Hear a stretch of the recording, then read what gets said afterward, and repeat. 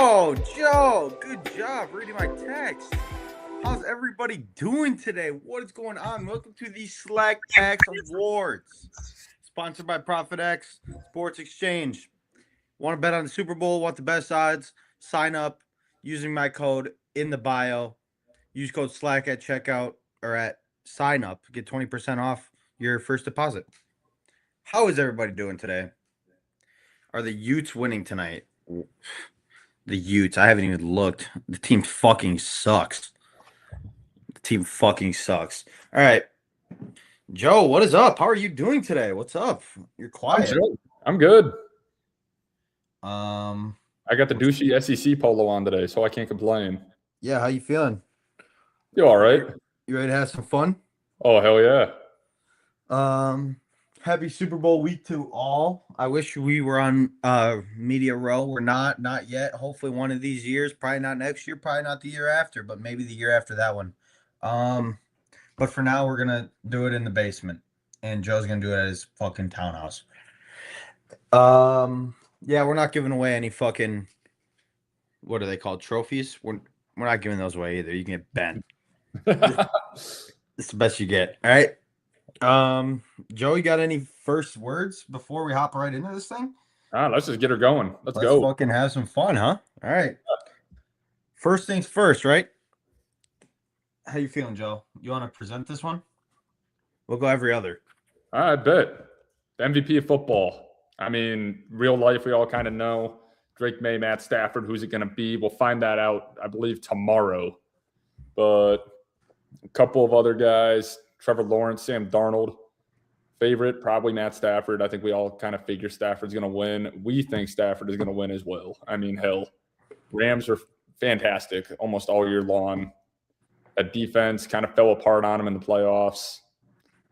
But I think that's about it. I 100% agree.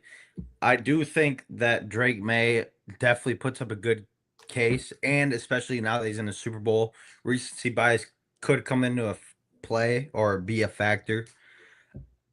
However, I don't think so. I mean, Matthew Stafford, given he had probably two of the best 10 receivers in the league, he made them look fucking phenomenal.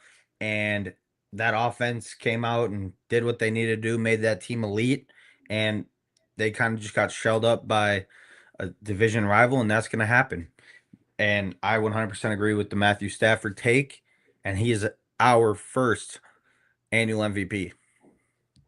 Yeah, I was going to say the other thing we got to remember. I know you mentioned recency bias. MVP, it's a regular season award. Correct. I was going to say, just because Drake Mason in the Super Bowl, it means nothing. Who was better in the regular season? I still believe it was Matt Stafford, mainly due to their schedule. I mean, obviously, they have no control over it. Drake May, the schedule. That's crazy, bro. Have you seen they're calling that? Yeah, I have It's seen hilarious to me. All right, moving on. Okay, so the offense player of the year. This is probably one of the hardest ones in my honestly opinion. Look at those four names. Puka Nacua, fantastic year, fantastic player. He's nuts. JSN having probably one of the best receiver seasons we've seen since at least Cooper Kupp. Jonathan Taylor, he had one of the most electric starts to a season that I can honestly remember. He had, was it 4 or 5 touchdowns or 4 or 5 games with at least 3 touchdowns in it to start the year? That's fucking crazy. And if he doesn't get hurt for a couple games here and there, and that team doesn't slow down towards the end, I think that might be a lock. Hopefully he can get another chance in the near future. Bijan, everyone knows Bijan. Maybe if Raheem Morris wasn't such a dipshit, and kept giving the ball to Tyler Algier, this would be more of an easy choice to make.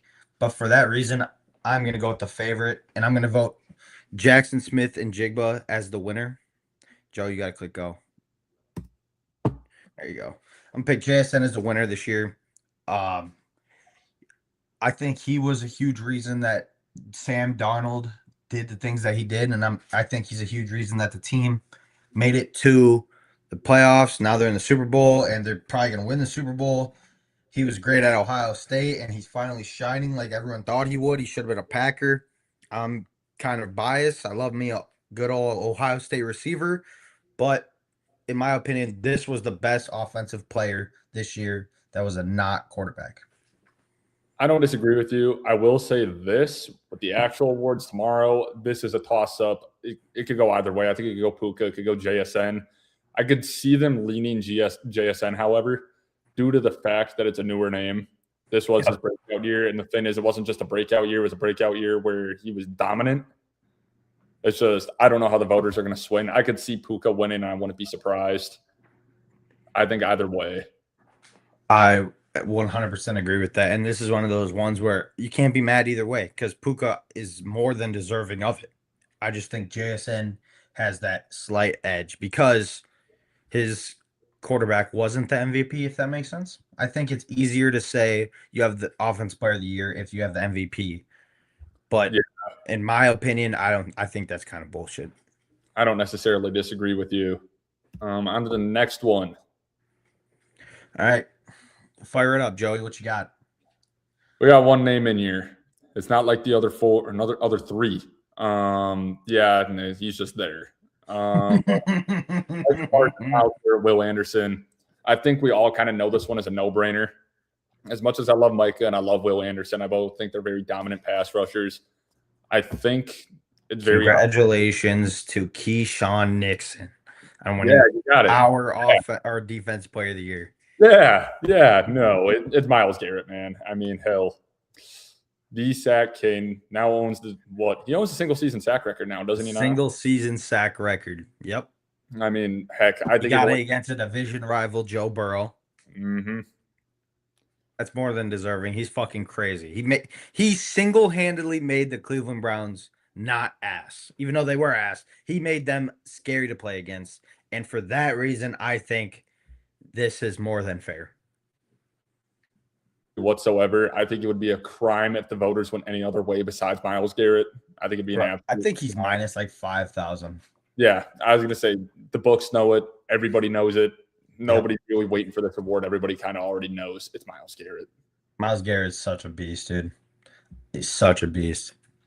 All right, let's go to comeback player of the year. All right, so comeback player of the year. The favorite is Christian McCaffrey because he was all busted up last year. He comes back this year and he just does what Christian McCaffrey always does. Runs all over everyone. He's an absolute demon. And that's probably why he's the favorite. He always is. And especially on that 49ers team with everyone hurt. Christian McCaffrey getting 140 yards a game, that really stands out. But these other names, let's not act like they don't have competition. You know, Aiden Hutchinson was hurt last year. This year, he made the Lions D-line actually viable and not ass. He's just an absolute demon. Phillip Rivers comes back from like fucking, was it 5 years, 4 years, something like that? Something like that. No, 3 years. Comes back and plays, what was it, 2 football games? That's absolutely insane. And then you got Joe Flacco comes, he beats the Packers, and he's fucking he's always here. He's coming back every year. He could win it damn near every year. Mm-hmm. But you want to show the winner, Joe? The winner is, in my honest opinion, it's Philly P, the man to be.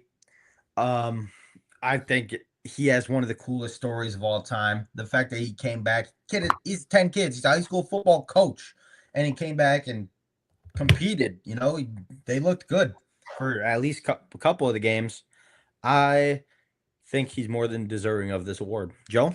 And I don't necessarily disagree with you. And no, it is not a UVU dorm room. But I could see Phil winning. I also see CMC winning. Just it depends on what the voters decide to prioritize. Do they want the story or do they want the raw stats? And we don't really know. I think both are very, very justifiable. This isn't like a DeMar Hamlin situation a couple of years ago, which I will say this, considering the circumstances, you can definitely argue he was deserving. But correct. Similar to that, but in the way that there's a legit candidate opposed to Phillip Rivers. Right. I could see CMC winning. I wouldn't bat an eye. Phil wins. Wouldn't bat an eye. I think they're both super deserving of it. It just depends on what the voters decide to prioritize. In our case, we think it's Phil. I mean, hell, you don't see 45-year-olds coming off the couch after being retired for 5 years and playing NFL games every day. Heck, I don't think you've ever seen it. Yeah, he had a whole beer belly, dude. Yeah. Like, he was thick in the front. And I will as a say quarterback. it was really damn fun watching one of the quarterbacks from the generation we grew up in come back and actually kind of sling the rock around. I won't And say he play was, exactly how they played then. yeah, I wouldn't say he was like dominant like the 2 or 3 games he started, but he was damn serviceable. They Yep. could have definitely won those games with Phil back there. Yep. I mean, hell, they pushed it against Seattle. They almost beat Yeah. And now Seattle. Seattle's probably going to be a Super Bowl champion. And then who was the other team they played? I don't remember.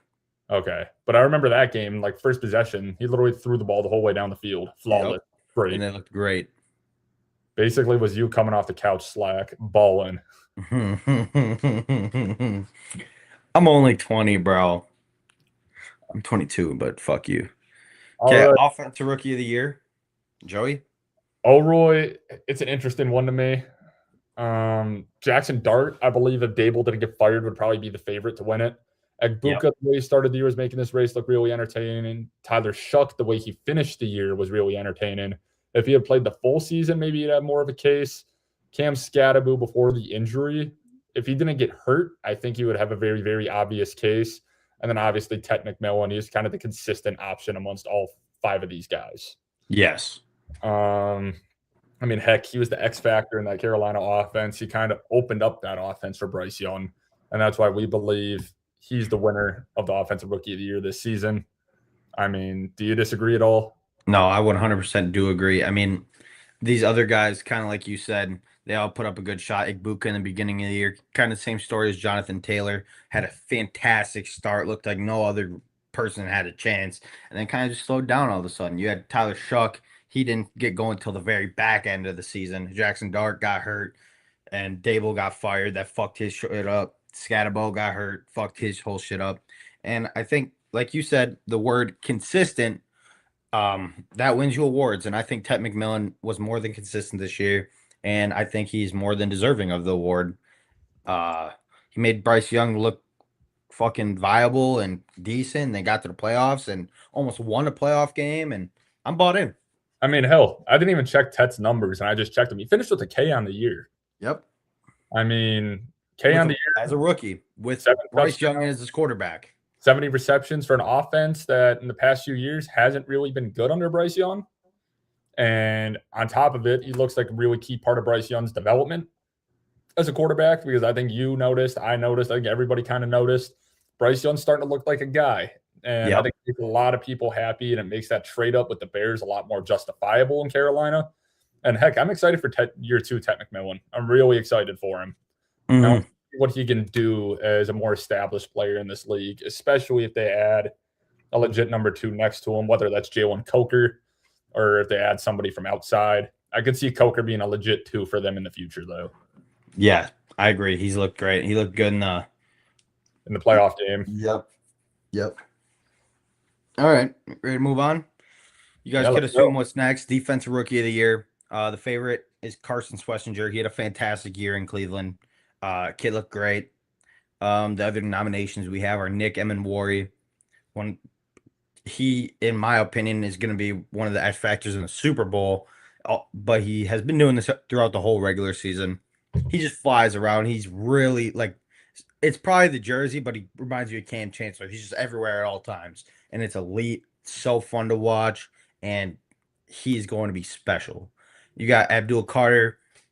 I think he'd probably win it if he didn't get caught up being a dumbass in the earlier of the year, and he had that whole porn shit. That was fucking hilarious, man. He's not a defensive rookie of the year if he got caught up in a porn scandal. Fucking whatever. I know it's all bullshit, but it's fucking hilarious. Either way, and then you got James Pierce Jr. He had a fantastic year, but nothing like the other 2. And you guys can probably guess who wins.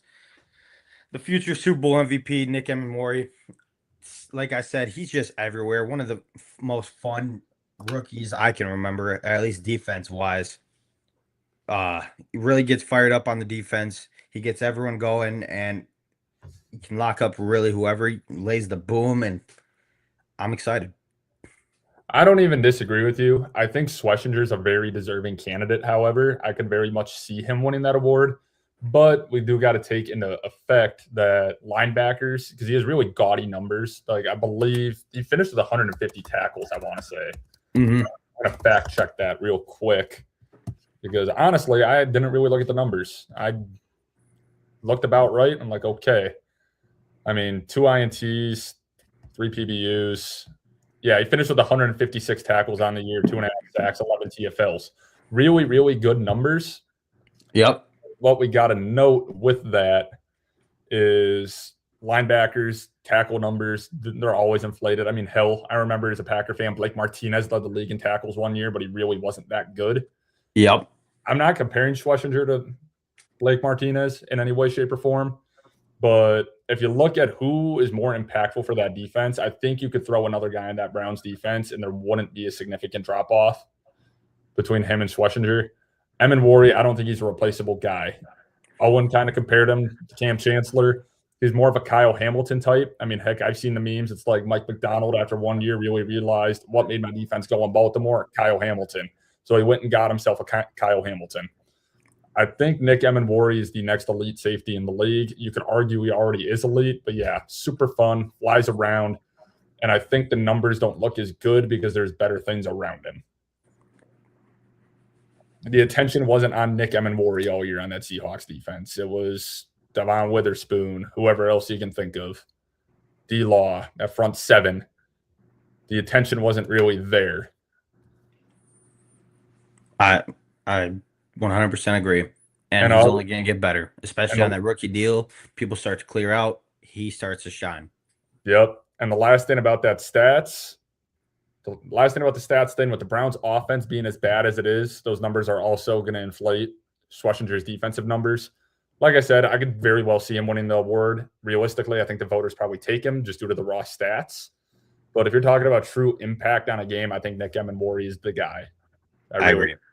I 100% agree with that. All right. Coach of the year. We got Mike Vrabel, Mike McDonald, Ben Johnson, Liam Cohen. All four of these guys are really, really damn good candidates. I'm going to go ahead and say this is probably one of the hardest ones that we had to do. Me and Joe were in disagreement, and it took us probably 10 minutes to figure this one out. Yeah. Hell, Mike Vrabel turned around, took a team drafting in damn near the top 3 last year. Boom, they're in the Super Bowl. Year 1. I mean, heck, I don't even think a Patriots fan anywhere could have imagined them taking this kind of jump. I think playoffs was realistic for him. Super Bowl? No, not even close. Right. This was about a dream season for any Patriots fan in existence. And I mean, hell, they're spoiled rotten. They got Tom Brady. They got 6 Super Bowls with Brady. I don't think any of them saw this one coming. This kind of jump. Like, it's the same thing. His first, 2 years in Seattle, they were decent, but they weren't great. They made some roster moves. I mean, heck, I remember at some point in the offseason, I was questioning what they were doing. They gave a contract to Cooper Kupp. They gave Darnold somewhat big money. I thought that was a decent move. But I didn't really know what they were doing. I didn't know what they were cooking. Boom, they're in the Super Bowl. Who knows? Ben Johnson, as much as I fucking hate the Bears, he is a genius. And he made Caleb Williams look like a serviceable quarterback. Heck, a playmaker at times. He turned that Bears team around. He changed their culture for them to be successful. Heck, a few things changed in that divisional game. They might have been an NFC championship team. Right. No, I 100% agree with that. And then Liam Cohen. I mean, heck, they drafted Travis Hunter, hired Liam Cohen, turned that Jag squad around, making Trevor Lawrence look like an MVP candidate. Liam Cohen is a guy. I mean, in a normal year, I think 3 of these 4 names win. But this year, I think it's got to be Mike Vrabel. I think me and Slack both agree it's got to be Mike Vrabel. Turned around a team that was drafting in the top 3, top 4. Yep. They're in the Super Bowl. I mean, yeah, you can argue, their schedule, their playoff run. It doesn't matter. At the end of the day, it's still the NFL. Those guys are still professional athletes. Even those backups are freakazoid athletes compared to college athletes. I 100% agree. I mean, if it's a normal year, like if you were to throw Vrabel out, I think McDonald wins. If you throw both of them out, probably Ben Johnson or Liam Cohen. All 4 are very, very deserving candidates. I don't really know which way this one goes. I think it goes Vrabel, but I could see it going to the other 3, and I think they're all justifiable. Just depends on what the AP voters or whoever votes for these awards decides is more important to them. But on our award show, it's Mikey V. Yep. I think it's a good – I agree with that. Okay. Time to get into the fun ones. The worst dipshit play. Okay, the favorite is Josh Allen's fumble going into the half against Denver. in the playoffs. You all remember that. Uh, Other nominations are Jarrett Stidham's fumble against New England, where he kind of shovel passed it to the side, went backwards, basically lost the game right there. Kobe Durant against the chip or against Chicago with the NFC chip on the line. The last play of the game, you all remember that one. He kind of just slips, falls, does nothing, and then bitches. He sucks. And then the final one, you got Max Brosmer against Seattle. He was getting sacked, kind of throws it down, just chucks it. And I think our winner is going to have to be Max Brosmer. Bro's an absolute goon. Joe, you want to bust that open? If you guys don't know what play we're talking He about, this is the one rolls, we're he's playing. pressured, he's in trouble, heaves it up, oh no! Ernest Jones, house call! He will take it all the way! A game-changing play from Ernest Jones. I guess, 84-yard. I mean, if you think there's a bigger dipshit play, let us know in the comments. But holy fuck, boys, that was absolutely horrific. Elite boss in the comments. Yeah, dude. I mean, that was a dipshit play if I've ever seen one. And I think that's the most deserving of dipshit play of the year. Joe, what do you think? Yeah. I mean, those other three, I mean, I'm gonna go back a slide here. I mean, all three of those are dipshit plays. That one, you remember that Jordan Love play against the Rams? What was that, last year, the year before? Yep. No, that was this year. We just threw, or last year. We just That was threw last, and he just kind of threw it. Yep. It was just an auto touchdown. That's what this reminds me of. Yep. But this is just, it's funnier because they were all the way down the field. One just popped in my head. The Jordan Love throw against Carolina. Oh, You know what I'm talking about? I think so. We're gonna move on to the next slide. We just threw it to the end zone. Biggest terrorist of the year. We got Jerry Jones, Keyshawn Nixon. Tua turned the ball over. Matt LaFleur, DJ Moore. I mean, hell, if this was only me voting on this, I'd say DJ Moore. He was an absolute terrorist to my Packers all year. He was a terrorist to my fantasy team. Honestly, he may have became my least favorite player in the league throughout the year. I don't even think that's arguable. Max, and they're saying K9, Zach Charbonnet's a terrorist. It's not Kenneth Walker. Rich Bisaccia, honorable mention. I don't even disagree. Jerry That Jones, is good. Yeah. Traded Drew Petzin. Jerry Jones, obviously, turned around, traded franchise cornerstone Micah Parsons to the Packers for two ones. Kenny Clark. Kenny Fart. Yeah, Kenny Fart. Keyshawn Nixon. Oh my gosh. There's probably a compilation somewhere on Twitter of just bad Keyshawn Nixon plays from this year. Yeah, Pro Bowler Keyshawn Nixon. Pro Bowler Keyshawn Nixon. And I like how the two Pro Bowlers from the Packers that went didn't even hang out. Nope. No, they didn't. Tua, I think that's pretty self-explanatory. I don't even need to get into depth about Tua. Matt LaFleur and his late game management, yeah, that's fair. It's kind of a Packer bias answer, but I don't think that's debatable. I think a lot of people could agree with that one. They're saying Rich Bisaccia is snubbed. Rich Bisaccia is snubbed. He got snubbed. Favorite, Keyshawn Nixon. Winner, Keyshawn Nixon. Don't even get me fucking started. Please get him off my team. Trade for him. He's a Pro Bowler. He's pretty damn good. Heck, he was actually a two-time All-Pro. Two-time All-Pro, Pro Bowler. I don't know, man. He had a pick in against a division rival. Seems pretty nice to me. I mean, heck, he's on a cheap contract, too. Only $6 million a year. Damn. That's a good Who contract. wouldn't want that guy? All right, next slide. All right. Most electric offensive player. The favorite, we have Rashid Shaheed. Kind of recency bias. He's also awesome. Okay, nominations, we have obviously Shaheed. We got Drake May. He's fucking awesome, and that's kind of electrified by the Drake or I Love Drake May account. That's goated. He's awesome. Jackson Dart before or pre Dable firing is one of the most electrifying players of all time. He would just truck guys, and that was awesome. That's why he's hurt all the time. Bijan, you guys know Bijan. He's probably going to win this next year. Newsflash, he didn't win it this year. Jahmyr Gibbs, he's fucking awesome. He scores all the time. But the winner, we have Rashid Shaheed. especially after that kick return. This is not no regular season award. This is my award show. I get to pick the players. Rashid Shaheed is the most electrifying player in all of offense in the NFL. He's fucking awesome. And if he gets a kick return, I'm going to be pushing the what's it called? The Devin Hester agenda so crazy. So crazy. I don't even blame you. I agree with you on this one. I know we said offensive, just in general, offense, special teams doesn't matter. I watched a Seahawks game, heck, even when it was with New Orleans. You see that ball go up about 40, 50 yards down the field. It's probably going to Rashid Shaheed. And he's probably burnt the DB by about 10 yards. Correct. So fun to watch. You only see him once or twice a game, but if he gets the ball in his hands, you're thinking he's going to score. He is one of those few guys where with his few touches, he gets the ball, he's scoring. And that's just what makes him so fun.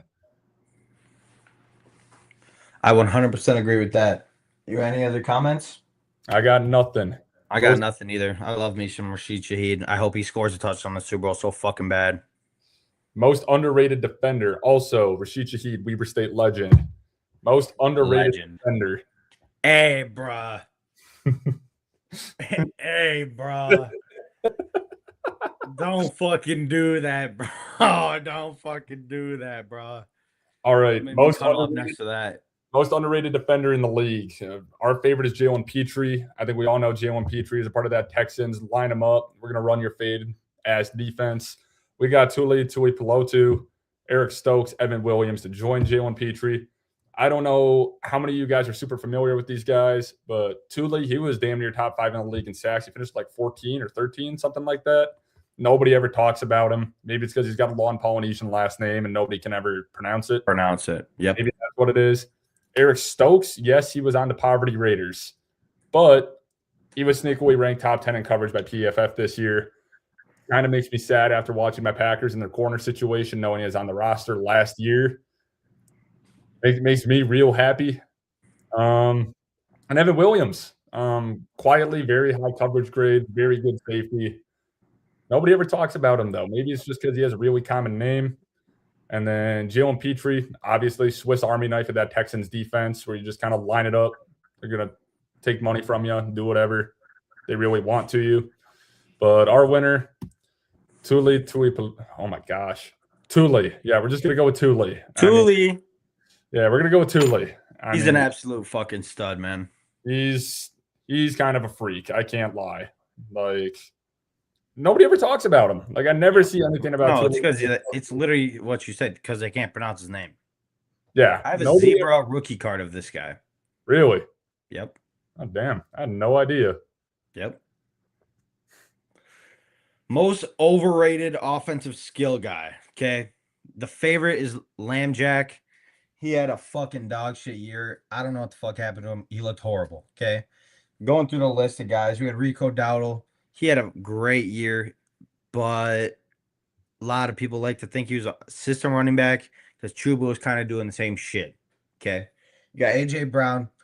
Joe kind of said this yesterday. Every time I watched AJ Brown, it kind of seemed like he was just dropping a pass. Literally every single time. Brick hands. One of the most annoying things I've ever seen. Then you got Diddy McConkey. He had kind of a shit year. He's supposed to be Herbert's number one guy. Honestly, didn't look like that. Didn't seem like that at all. I don't know. Hopefully he comes back next year. You got Mingus Pingus. You know how I feel about this guy. I had to throw him up here. Fuck Amon-Ra St. Brown. We got DK Metcalf, who got traded, and everyone thought him and Aaron Rodgers was going to be like the greatest guys of all time. And then, lo and behold, DK Metcalf, what? Someone's saying Rico being on here is insane. He was good for about a month. The rest of the year, he was really not that good. Cooking. Okay. And DK Metcalf got traded. Supposed to be awesome. And for that reason, DK Metcalf is our most overrated player of the year. He got traded, and everyone expected him to be so good, which means I think his rate, he was so highly rated, and he was expected to do so well. And in reality, he just kind of shit the bed all year. Made Aaron Rodgers, I'm not gonna say made him look bad, but didn't make him look any better. I think that he kind of shit the bed this year, and I don't know if he's ever going to get it back on track. DK Be Metcalf, honest with you. the way I put it, he is literally just Jack George Pickens. That's all he is, but like a worse version of George Pickens. George Pickens is better at football. DK Metcalf, oh my gosh, he can bench 500. So, heck, he punches fans. He likes to run fades. Like, really, they gave him all that money. They gave him $30 million a year over 5. I mean, for the money they gave him and for what he produced, you could have got that for $10 million elsewhere. Hell, you could have had Marquez Valdez-State, MVS doing that shit. Yep. I mean, he wasn't worth the investment. I think he's overrated. Obviously, AJ Brown is a really valid candidate. Every time I watch an Eagles game, he was either bitching to a coach or dropping passes. It was one of the two. Yeah, it's fucking ugly. Lamb It's Jack fucking ugly. Lamb Jack was hurt all year. Ladd, I think, got hurt by the fact the Chargers' O-line, they were just horrendous. Injuries were part of that. And then fuck Amon-Ra St. Brown, obviously. Yep. But it's DK Metcalf. Yeah. Everybody hears DK Metcalf and they think he's some top 10 receiver. I don't even know if I'd call him top 25. Yeah, he's ass. A lot has changed. Best offseason move of the year. I want you guys to leave some other ones that were really good in the comments if you guys got any. Our favorite is Micah Parsons to Green Bay. Honestly, we're biased. This is biased. But we also have Sam Darnold signing to Seattle. I mean, heck, looking back at it now, $100.5 million over 3, that looks like a steal. It does look like an absolute steal. Super Bowl quarterback, paying him, 33, 34 a year when top-end QB contracts are over 60. 60, yep. That is a steal. And then obviously the George Pickens moved to Dallas for 2026 third and a 2027 seventh. George Pickens this year, he looked like probably a top 5 receiver in football. Realistically, he's probably top 10, top 8, somewhere in that range. We're going to be I forgot what we put on this one. Sam, you went and bought a Super Bowl quarterback for far below market value. You have him under a multi-year extension. It's going to keep your roster options open for at least another year. Unless they decide to change his contract now and restructure, give him a raise. Which is genius because then you just get to keep him in the building for longer. Exactly. And the thing is, he's young. Everybody thinks Arnold's kind of old. He's not. He got drafted to the Jets as a 20-year-old. Mike Vrabel did a Pats low key. We thought about putting coaches on there. We opted to do it. This was just player acquisitions. Mm-hmm. I think this one low. Yeah, I mentioned Ben Johnson in Chicago. Yep. Low. We'll say this though. The Pickens move, really good move by Jerry Jones. We talked about him being a terrorist for trading Micah. Other than that, he was actually pretty solid as the GM of that team this year. Mm-hmm. That's really the only head scratcher. George Pickens was an absolute steal. Green Bay fleecing Dallas out of that. I just would have liked to see the Packers get a full year of Micah. Micah, you can still have my knee. It's still on the table. I mean, hell, it is indeed on the table. We saw him on the scooter last night. He was moving. He's enjoying life. He likes the scooter. All right. Worst offseason move of the year. The favorite, according to us, is the Raiders extending Geno for $35 million a year. Oh, that's more than damn near $40 million. Yeah. The Raiders kind of shit the bed with that. Geno looked horrible this year. Kind of put themselves in a pretzel.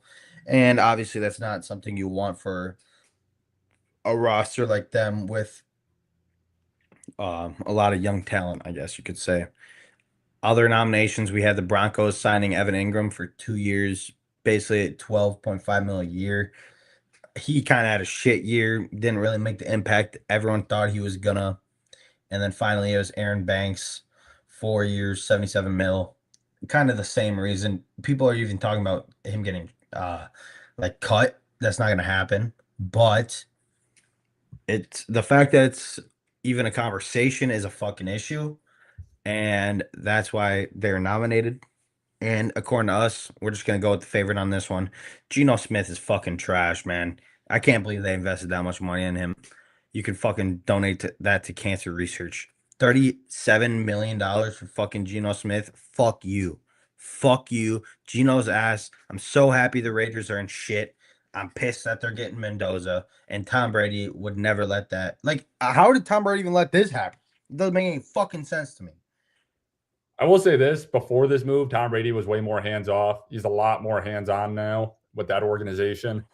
But I will say this, the one good thing he did do for the Raiders, he made them so asked they're getting a new quarterback. Yep.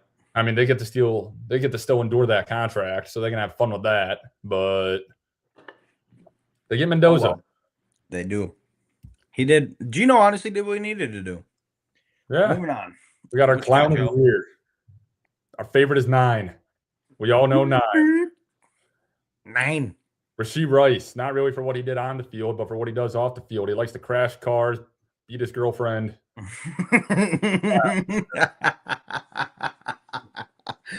Oh, fuck. He's that fucking shitty human. Yep. Joe Shane, the Giants GM.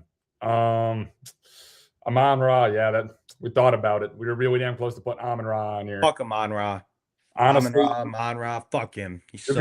You could call him an honorary winner of this award. I mean, hell, he lost a beef to SlackPacks. I mean, hell. He did lose a beef to SlackPacks. I own his bitch ass. I do own his bitch ass.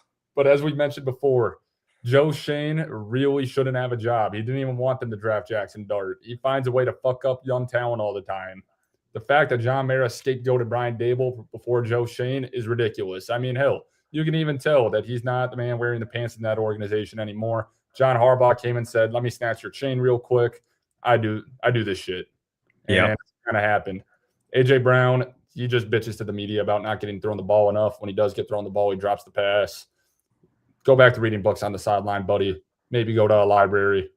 I think that's what he's got to do. And then Roger Goodell, perennial contender for Clown of the Year. He failed to piss me off this year. He could be nominated every fucking year, and he could win it every fucking year. Perennial Clown of the Year contender. The one thing he did do is refs make gambling look really, really obvious nowadays. Fix it, buddy. Yes. Maybe give him a full-time salary instead of just paying him part-time, you dipshit. Ball knower. Our winner. 9. Obvious from the get-go. It's 9. I mean, hell, he set himself up for this after week 1. Actually, before week 1. He's like, yeah, when game day rolls around, JJ disappears, I'm 9. He set himself up for this at the start of the year. Hell, he's a meme. I mean, heck, I went and looked for this meme on the internet. This is the only picture I could find. Every other one was just a different jersey photoshopped onto him. Like, it's got to be 9. It has to be 9. It's always 9. Okay.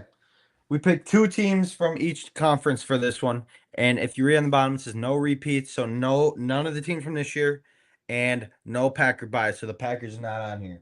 Okay. This was honestly kind of difficult.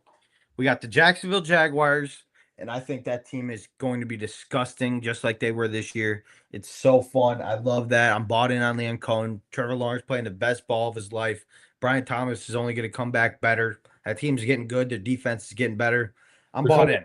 Looked really fucking good after he got traded there. Yep. They get Parker Washington without a concussion. Ball knower. Denver Broncos. Joe, you want to explain this one? Denver, I mean, hell, realistically, they might be in that no repeats category if Bo Nix doesn't fuck up his foot in the final seconds against Buffalo. Yep. But they're not really losing anybody. They get the draft to improve the holes on that roster wherever they're at. They do lose Jim Leonard, however. Sean Payton scapegoated the OC as well. That makes him a little bit questionable. We'll have to see how that plays out next fall. But I can see Denver maybe making a run next year. Philly. Yep, I see. Why are the Eagles on? Why are the Eagles on here? All right, let's get right into it. The Eagles are on here because Sean Mannion is actually him. That's why he's on here. And I think that team is fucking good. Whether you believe it or not, Jalen Hurts has won a Super Bowl before, and he has looked elite before. And Nick Sirianni isn't as bad as people are making him out to seem. You're just biased if you say the Eagles are not contenders. Honestly, I agree with you. That defense stays. That defense is fucking gross. I've been hearing rumors of Vic Fangio retiring. If he doesn't retire, that is probably a top 3, top 5 defense in football at the minimum. Yep. If the Sean Mannion hire pays out and it works, that is a Super Bowl team, whether you like it or not. And hell, I don't fucking like the Eagles whatsoever. I don't think Slack does either. That is a Super Bowl team. Cut. Fucking hate Philly. But at the end of the day, I give respect where respect is earned, and I think that they earned my respect. That team is gonna continue to piss me off for the next couple of years for sure.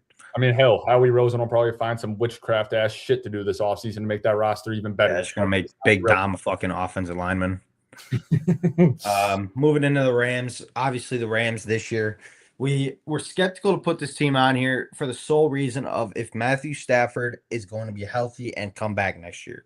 Because remember off season this year, had all those back injuries. I'd imagine those don't just magically disappear. Going into this off season, I don't think he's made a final decision if he's coming back. We don't know. Devontae is starting to get a little older now. There's a lot in the air for the Rams, but if they can somehow return everybody and everyone's bought back in, and I think McVay will do a great job doing that, obviously they're a great contender, along with Seattle and Green Bay. Those are my 4 teams that can win the Super Bowl out of the NFC. They got to improve that DB room in LA. They really got to fix the special teams problems. I mean, heck, I talked to Slack the other day. I saw the numbers in like the past since 2020. Green Bay and the Rams are the bottom 2 teams by net and special teams by far. If either of the teams figure out special teams, watch out. They could both be very, very special teams. But our winner is the Jacksonville Jaguars. Our winner's the Jags. Okay, I fucking love this team, and they gave me nothing but hope this year. And Trevor Lawrence, let's not act like he hasn't been to his championship before. He was champion all of his life. He didn't lose a fucking Super Bowl he didn't lose a game until he got to the NFL. He's a winner, and I think Liam Cohen is kind of unleashing that inner winner back out of him. And as long as everyone else can buy back in, I think that this team is going to be scary. I don't disagree with you in any way.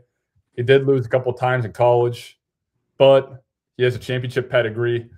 I mean, he threw that game-sealing interception against Buffalo in round 1 this year. But besides that, and on top of the fact that he hadn't played playoff football in quite a few years, the nerves probably came back to him a little bit. I think he grows. I think he learns from this.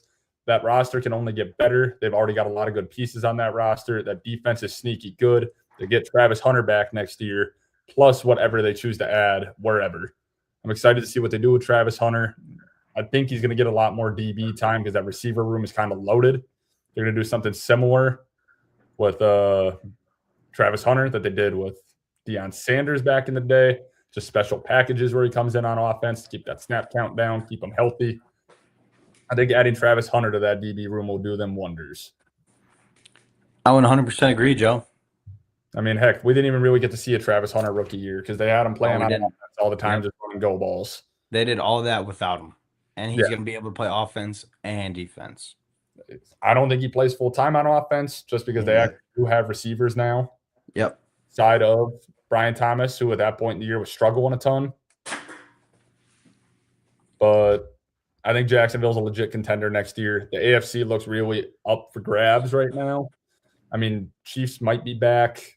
Bengals, as long as they stay healthy.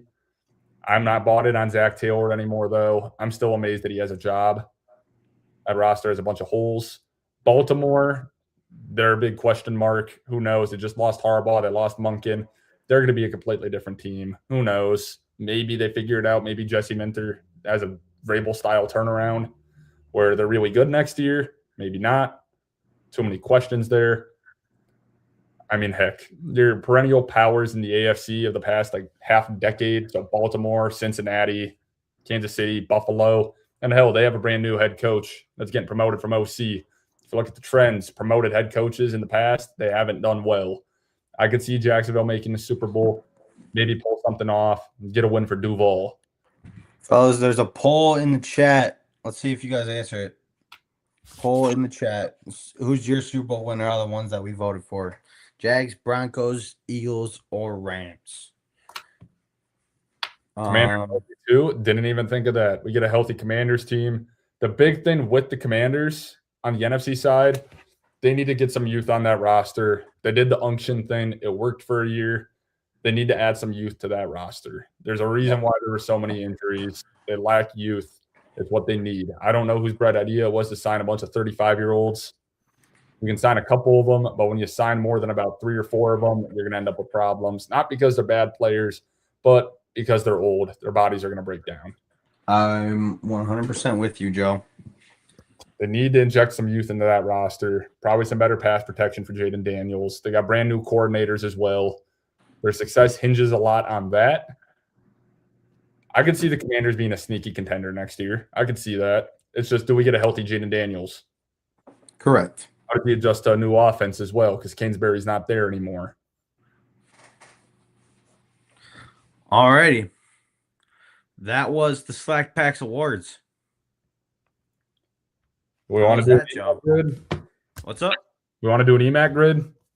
Yeah, let's fucking do one. All right, I'm going to close. Oh, I totally forgot about the EMAC grid. I'm going to pull up the EMAC grid. Give me a I guess quick. we could just start doing it like this. Definitely could. Goodbye, Joe. Now it's just me in here. No, I'm here. You guys see my ear like that? Fuck, you guys did me wrong, Joe. You did me wrong. Big ass ears. Bruh. I'll see Wayne back there. You guys see McCole Harbin right there? My fucked up case. I'm switching it to emo only. Good call. Good call.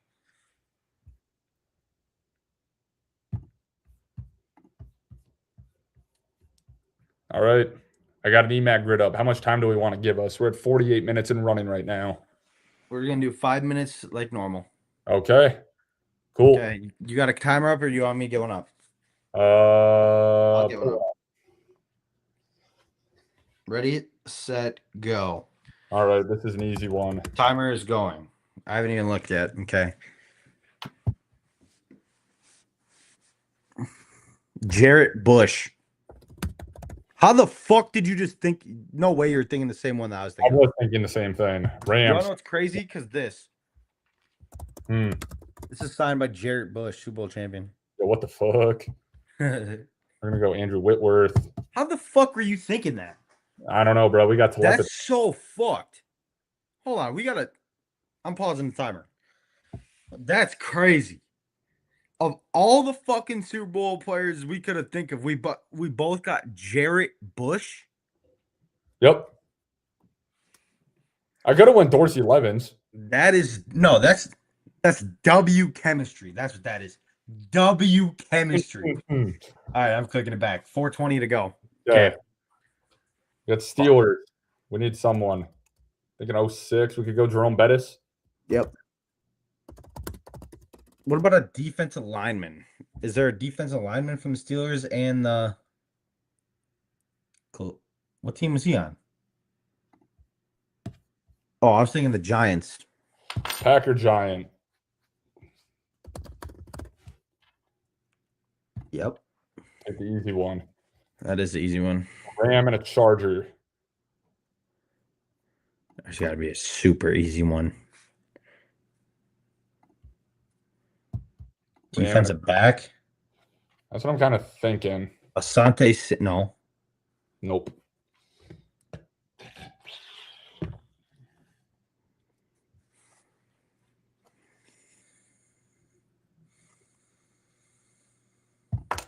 Got it.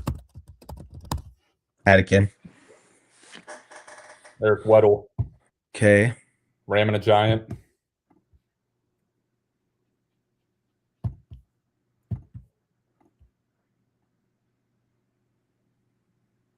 Thinking receiver.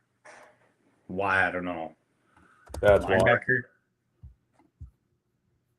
Bang. Steelers. Steeler and a Giant.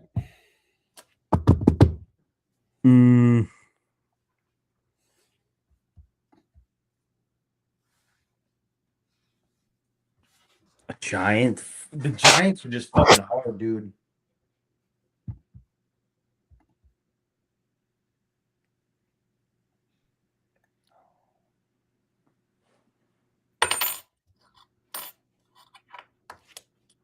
But no. What about a tight end? No. Heath Miller was never a Giant. No, I don't believe so. Fuck me, Joe. I know Malik's bitch ass got one. Oh, yeah, 100% does. Look at him. I know he does. Fuck. You were in a Charger. I'm trying to think here. No.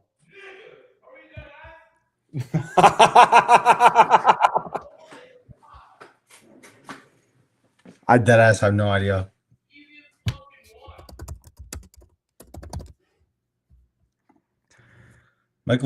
He played for the Giants? I don't remember. I'm checking it real quick. I don't think he did. I know he played for the Steelers. No, he never did. He played for the Jets. Fuck. We got a minute 30. I clicked it. Oh my god. So I have to make a two-legger? Possibly. I don't know. If we can guess one on the first try after we give up. Okay. Fuck, dude. We got a minute 15. Steeler and a Charger. Fuck. Oh my god. LT, no. Le'Veon Bell, no. Receiver.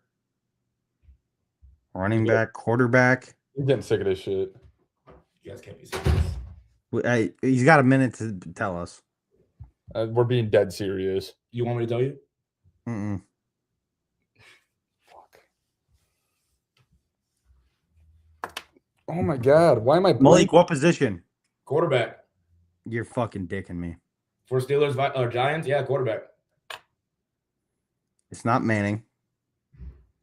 No. Not Bradshaw. No fucking old guy like that. No. 1 yard line. Super Bowl. Oh my fucking god, bro. Jesus Christ. All right. Okay, since we have this Two-legger. here. Melvin Ingram. Did you have one here, Malik? Melvin Ingram. I would not have got that either. All right. Fuck me then. I got to make a two-legger. Let's do it right now, Joe. Well, what's it called? You technically don't because we turned around in the extra. We have 5 minutes to do it. Yeah, but Malik helped us. It's cheating. Okay, we'll give out a two-legger.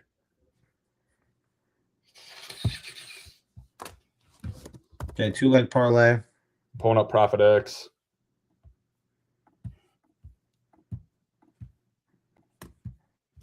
Okay. What Okay, sport? ready? Go to college basketball. Okay.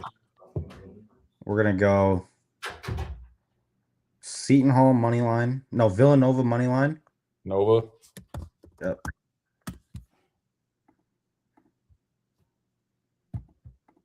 And we're also going to go with